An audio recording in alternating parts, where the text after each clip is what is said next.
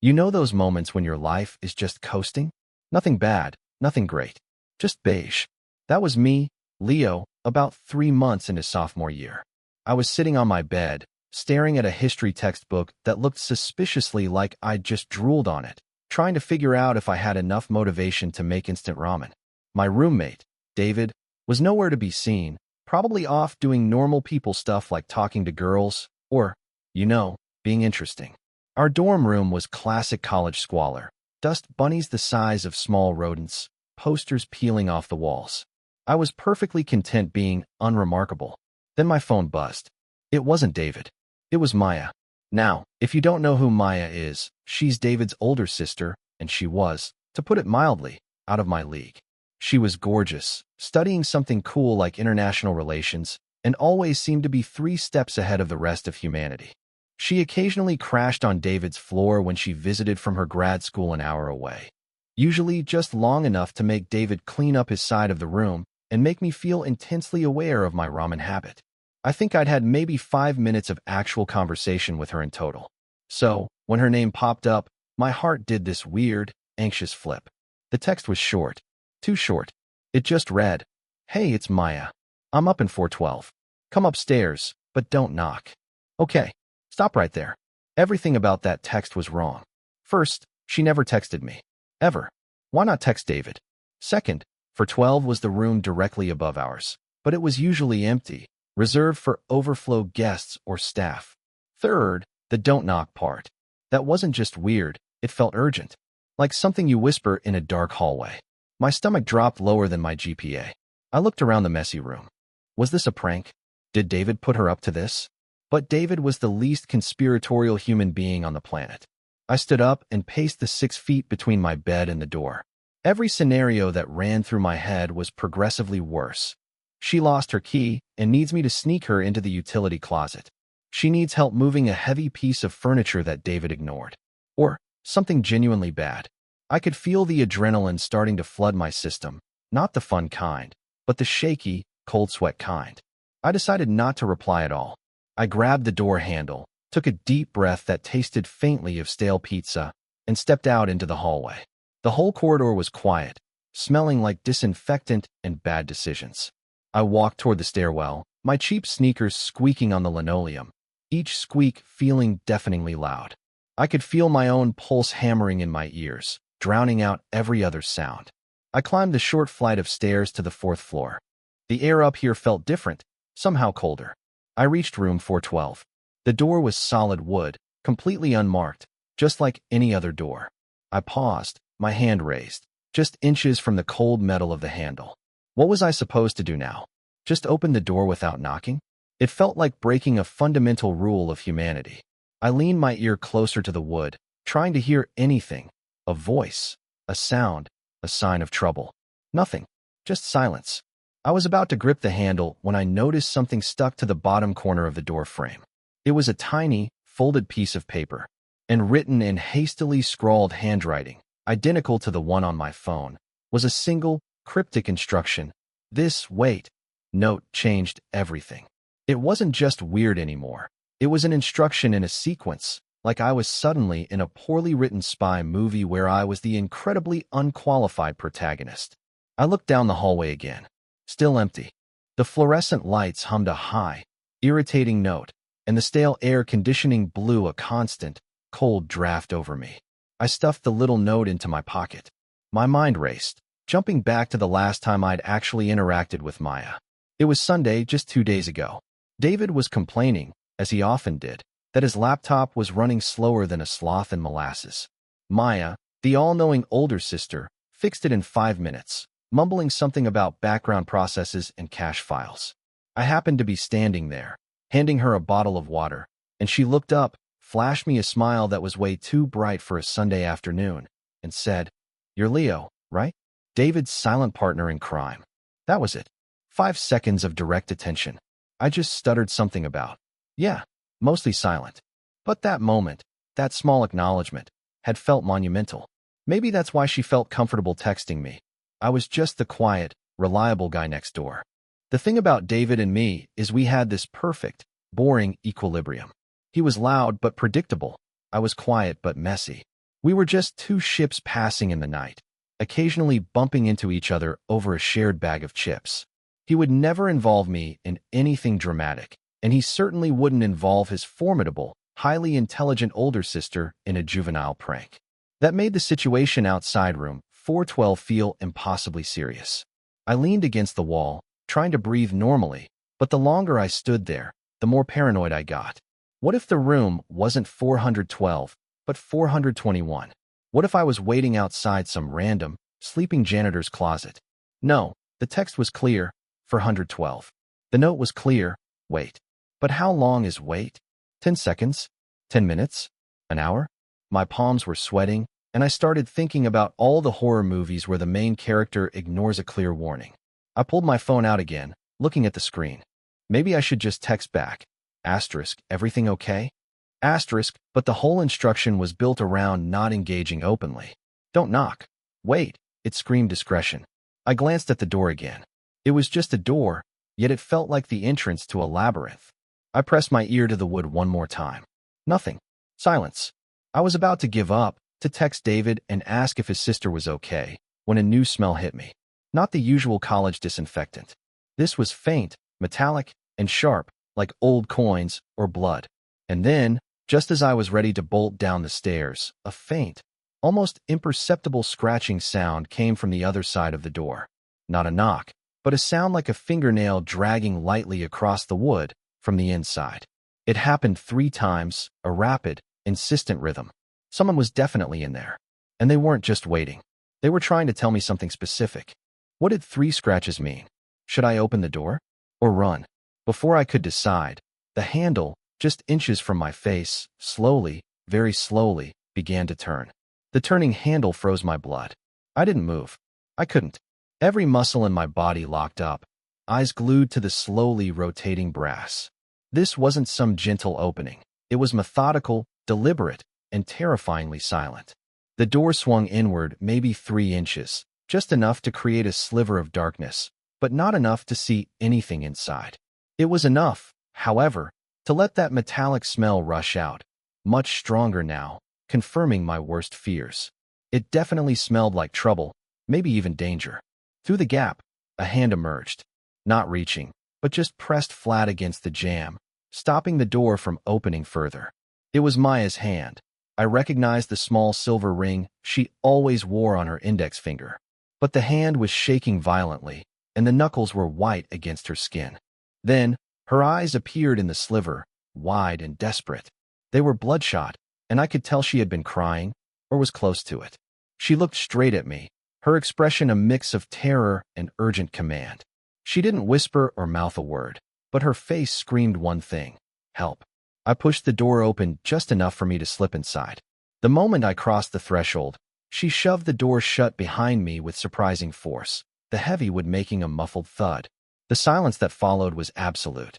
The room was pitch black. No lights were on, and the blinds were completely drawn. It took a second for my eyes to adjust, and when they did, I realized the room was a standard single dorm, but it was empty. No furniture. Just bare, institutional tile floor and 4 walls. And Maya, huddled against the door. "Leo, thank you," she whispered, her voice raw. She was clutching her arm with the other hand. I didn't know who else to trust. "What is going on, Maya? What is that smell?" I whispered back, my own voice shaky. I could see a dark, damp patch spreading slowly on the shoulder of her thick, gray sweatshirt. She didn't answer right away. She just stared past my shoulder at the door. She reached out and put a trembling finger to her lips, signaling absolute silence. She waited for a long, agonizing beat, listening to the silence outside. Then, she pulled a small, silver item from her pocket and pressed it into my hand. It was cold and heavy. "I need you to take this," she breathed, her voice barely audible. "Hide it. Don't look at it. Don't ask about it. Just hide it and pretend you never saw me. If anyone asks, you were asleep." She looked terrified, her eyes darting to the window. "They're coming back." Before I could react, before I could even ask who they were, a loud, heavy bump hit the wall, not the door, but the actual plaster wall next to us, as if someone had accidentally stumbled in the hallway outside. Maya gasped, pulling back from me, and the last thing she did was point to a loose ventilation panel high up on the opposite wall, before she fully collapsed to the floor, leaving me standing there, alone in the dark with a strange metallic object in my hand, and the knowledge that someone was right outside the door. I stood there, paralyzed, the heavy, cold metal item already burning a hole in my palm. The object was oddly shaped, smooth on one side, ridged on the other. I refused to look at it, remembering Maya's frantic instruction. Asterisk hide it. Don't look at it. Asterisk on the floor. Maya was breathing in ragged, shallow gasps, her eyes closed, completely unresponsive. The dark stain on her shoulder was definitely blood now. The bump outside hadn't been accidental. I heard muffled voices in the hall. They were low, serious, and getting closer. I had maybe 10 seconds before they reached the door. My mind finally snapped out of shock and into pure panic mode. I couldn't just stand there. If I was caught, I'd be implicated in whatever terrible secret Maya was carrying. I looked at the ventilation panel she had pointed at. It was high up, near the ceiling, way too far to reach without climbing. But the room was empty. No chairs, no boxes, nothing. Wait. I looked down at the silent, prone form of Maya. She was my only option. I quickly rolled her over onto her side, ignoring the jolt of pain I saw across her face. Her gray sweatshirt was surprisingly bulky. Using her as a base, I scrambled up onto her back, bracing my sneakers on her hips and shoulder blade. I hated myself for it, but survival mode was fully engaged. I whispered a frantic, "I am so sorry, Maya," as I pushed myself upward. The voices outside had stopped, and I heard the unmistakable sound of footsteps pausing directly in front of the door. My fingers scrabbled at the ventilation panel. It was old and slightly rusty. I managed to hook a nail under the edge and pull. It didn't budge. I pulled harder, ignoring the sharp scrape of metal under my nail. Creak. The panel finally gave way, swinging open on a single, squealing hinge. It revealed a dark, dusty opening, just enough space for my arm. The metal object in my hand felt huge. I shoved it inside the vent, not caring where it landed, just wanting it gone. As I pulled my arm back, a puff of foul, metallic air rushed out of the vent, carrying with it a tiny, brittle scrap of paper that fluttered onto the floor. I snatched it up without thinking and then gently, silently, pushed the vent cover back into place. I slid down off Maya, landing crouched on the cold floor just as the lock in the door, which I hadn't even realized was locked, began to grind. Asterisk click. Click. Asterisk someone was trying to open the door, and they clearly had a master key. I shoved the small scrap of paper into my back pocket and scurried silently under the institutional twin bed frame that was propped against the wall. There was maybe 4 inches of clearance. Dust and darkness instantly enveloped me. I pulled my knees tight to my chest. The lock clicked one last time, and the door burst open, slamming against the inside wall. Heavy boots stomped into the room. 2 sets of them. I held my breath, trying to meld into the shadow, listening to the new arrivals assess the situation. One voice, low and gravelly, spoke. "She's here. Just like the tracker said. Get her out." Then, a sickening pause. The second voice, sharper, closer, said, "Wait. There's someone else's scent in here. Fresh. Check under the bed." My entire body went rigid. The sharp voice was immediately followed by the sound of boots scraping against the tile, approaching the bed frame. I knew I was caught. They were going to drag me out, and I had no explanation for being in an empty room with an injured woman covered in dust. But then, just as the boots stopped inches from my face, the gravelly voice cut in. "Forget the scent. She's not the only one in play." The second man stopped looking under the bed and swore softly. "The paper. Her decoy." Gravelly voice. "No, idiot. Not the note. The text. Check her phone logs. She set up a meet. This room was a distraction. We need to know who she contacted. Now." They didn't see me. They weren't looking for me. They were looking for the person Maya had contacted to actually meet. I wasn't the target. I was the setup for a setup. Relief was instantly replaced by a fresh, sickening wave of panic. Maya hadn't pulled me into her world. She had used me to pull someone else into danger. I clenched my fists, realizing the scrap of paper I'd grabbed from the vent must hold the key to the real destination. But before I could even think about reading it, I heard the sharp, angry whisper from the man above me. "She's awake. Get the truth out of her." The air thickened with dread. I could hear Maya groan weakly, and the sharp voice was right above her, demanding answers. I knew I had to act, not just to save myself, but because whoever she was trying to protect was likely now walking into a trap. I reached into my back pocket and silently unfolded the tiny scrap of paper I'd snatched from the ventilation shaft. It wasn't a map or a code. It was a partial text message draft, hastily scrawled in her familiar, frantic handwriting. Asterisk, tell him. Not 412. Meet at 1A the... Asterisk, that was it. 1A. That was the security office on the ground floor, right next to the main entrance. It had a discreet back door often used by students pulling all-nighters. The next message she had sent, the one they were looking for, must have been meant for David, or perhaps the real contact.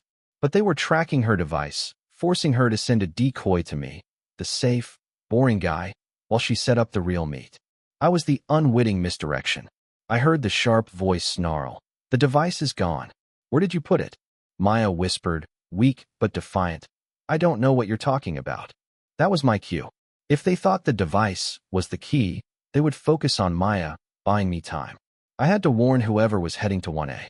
I slowly, meticulously, slid out from under the bed, keeping low and hugging the wall. The two men were entirely focused on Maya, who was now being dragged roughly toward the door.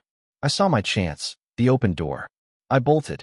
In a few silent strides, I was out of room 412, sprinting down the corridor, not toward the stairs, but toward the fire escape door at the end of the hall. I yanked the door open and plunged down the metal steps, taking them 3 at a time. The sound was deafening, a desperate clatter that surely alerted them. I burst out onto the ground floor, heart pounding like a drum, and ran full tilt toward the main hall where the 1A security office was. I needed to get there first. I rounded the corner by the vending machines and skidded to a stop.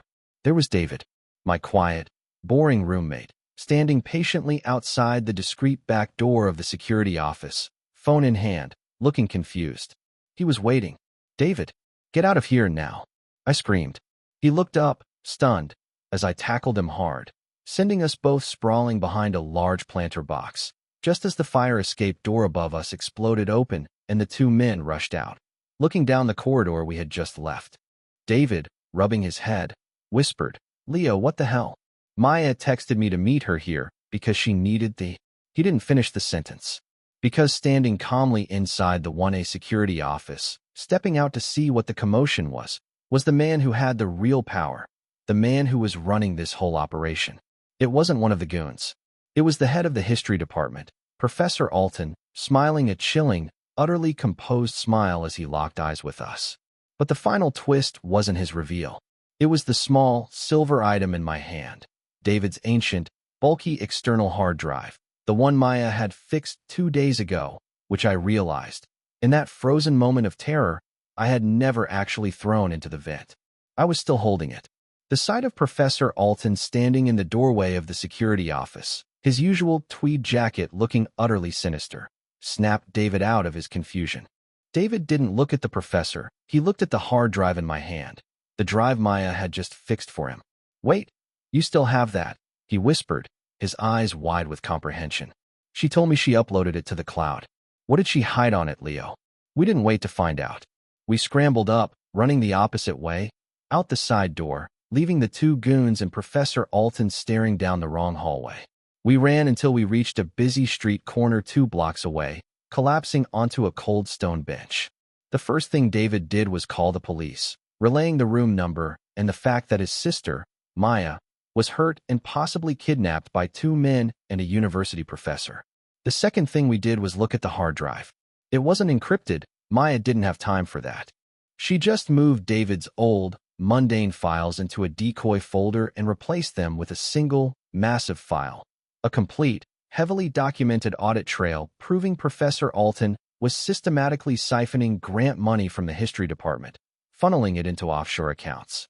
The device they were tracking wasn't some government secret.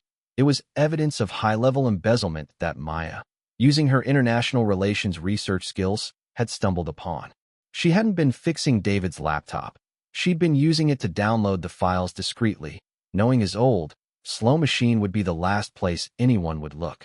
She didn't send me to 412 to meet her. She sent me as the noise, the distraction, The unimportant person who would draw their attention while the real payload, the hard drive, made it safely out, either with me or with David. She had trusted me precisely because I was the quiet, unremarkable guy who was always in the dorm. The police response was swift and complicated. David's testimony, combined with the hard drive's contents in the report of an injured woman, was enough. We later learned that Maya, thankfully, was located and safe. Her injury was a deep cut that required stitches, but was not life-threatening. She was a witness, not a victim, and her quick thinking, creating two separate instructions, one real, one decoy, and handing off the critical item to the one person nobody would suspect, was what saved her in the case. Things went back to normal, yet nothing was the same. Professor Alton was arrested, and the scandal rocked the university. David and I, we became actual friends. We started talking about things other than chips and homework. And Maya? She invited me to visit her at grad school. She told me, "You may be the quiet guy, Leo, but you proved you're not the safe guy. You're the one who runs toward the fire escape." Life, as I discovered, isn't about avoiding the drama. It's about what you do when the handle starts to turn. I went from being the beige guy to the guy who helped take down a crime ring. All because a formidable older sister trusted me with a text that read, "Come upstairs, but don't knock." It became a story I would never stop telling. And as I sat there, the weight of the hard drive gone, the only thing I truly knew was that I was ready for whatever came next, because I finally understood. Being invited into someone else's world doesn't just change your path, summit.